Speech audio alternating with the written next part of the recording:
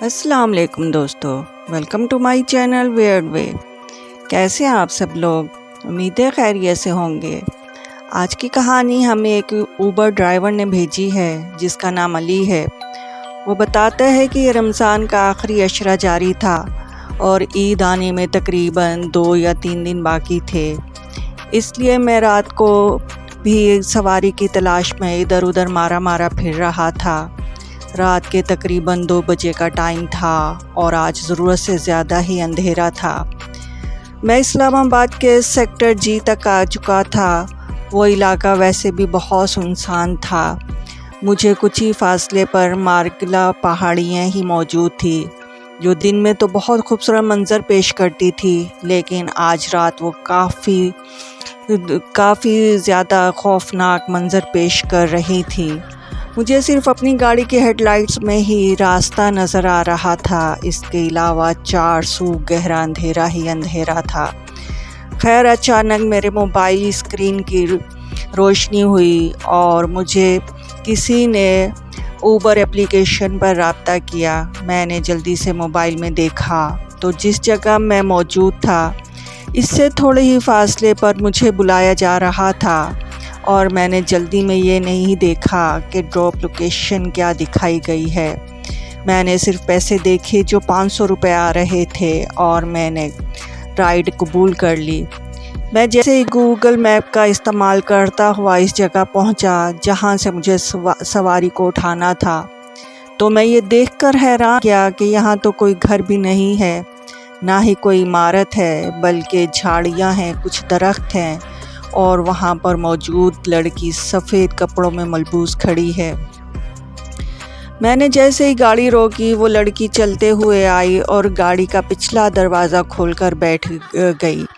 मैंने लड़की को सलाम किया और पूछा, चले मैडम? तो जवाब में इस लड़की ने सिर्फ गर्दन हिलाई और जवाब नहीं दिया। मैं गूगल मैप का इस्तेमाल करते हुए जब ड्रॉप लोकेशन लगाई तो मुझे पहली बार हैरत का झटका लगा, और वो इसलिए क्योंकि ड्रॉप लोकेशन इस्लामाबाद के मशहूर और सबसे बड़े कब्रिस्तान की आ रही थी। मैंने बेयकीनी की कैफियत में लड़की से पूछा कि मैडम, आपको H11 सेक्टर के कब्रिस्तान ही जाना है? तो जवाब में एक मरतबा फिर इस लड़की ने जुम्बिश हिलाई कि जी हाँ। अब तो मेरे हवास और ज़्यादा बेहद यकीनी की कैफियत में हो गए और वो रात के 2 बजे कोई कब्रिस्तान जाता है और वो भी एक लड़की। खैर, मैं आज तक देखते हुए तमाम हॉरर के ड्रॉप सीन के मनाज़िर मेरे जहन में चलने लगे। अभी चलते हुए हमें ज़्यादा देर नहीं हुई थी कि मुझे एक बाबा जी नज़र आए जो सड़क के किनारे फुटपाथ पर बैठे हुए थे। एक चीज़ जो काबिल गौर थी वो ये कि वो बाबा जी मुझे बहुत गौर से देख रहे थे और इन्होंने सफ़ेद रंग की चादर लपेटी हुई थी। खैर, मैंने देखी अनदेखी करते हुए गाड़ी आगे बढ़ा। फिर मुझे मुश्किल से कोई 2 किलोमीटर का सफ़र तय ही क्या होगा कि इस मर्तबा मुझे फिर सड़क के किनारे वही बाबा जी दिखाई दिए। करीब जाते हुए मुझे हैरत और खौफ का एक शदीद झटका लगा, क्योंकि ये वही बाबा जी थे जिनको मैं पीछे छोड़कर आ रहा था और वो मुझे ही घूर रहे थे। मेरी तो हालत गैर होने लगी।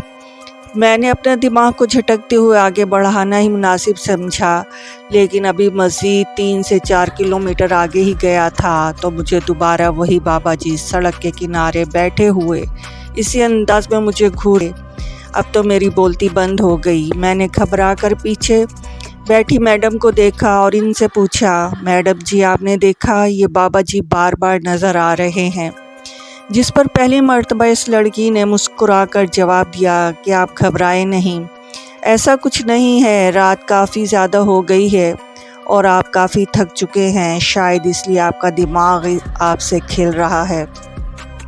मैंने सोचा हो सकता है ऐसा ही हो। खैर, बाकी रास्ता कोई गैर मामूली वाक़या पेश नहीं आया। मैंने इस लड़की से पूछा भी कि मैडम कितना आगे जाना है? तो इस लड़की ने कहा कि बस थोड़ा और, अभी कब्रिस्तान आने ही वाला है।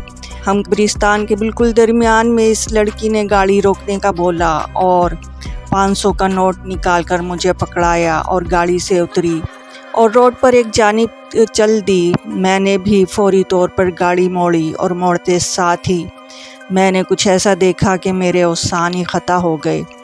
मैंने देखा कि जिस लड़की को मैंने अभी उतारा है वो लड़की सड़क पर चलते हुए जा रही थी और मेरी नज़रों के सामने वो देखते ही देखते गायब हो गई, बिल्कुल ऐसे जैसे वो वहाँ थे ही नहीं।